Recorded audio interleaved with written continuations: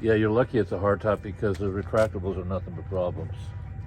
I don't particularly care for the roof line on them myself. No, I had retractable for sale. I still have it for sale, and I can't give that damn thing away.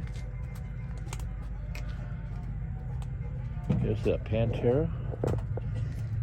So we're gonna find a GT40.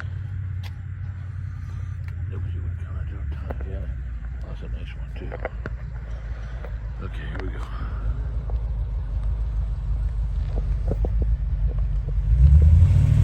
He's going to the special spot. He's going to take a special spot.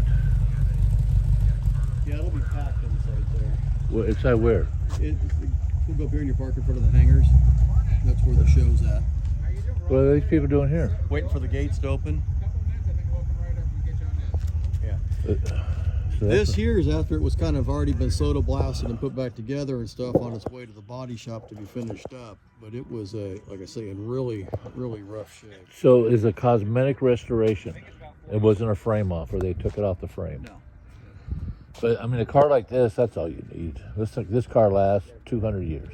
Well, my brother just wants to enjoy it too. Yeah. Well, it's Silver Hawks, and then you have the Golden Hawk.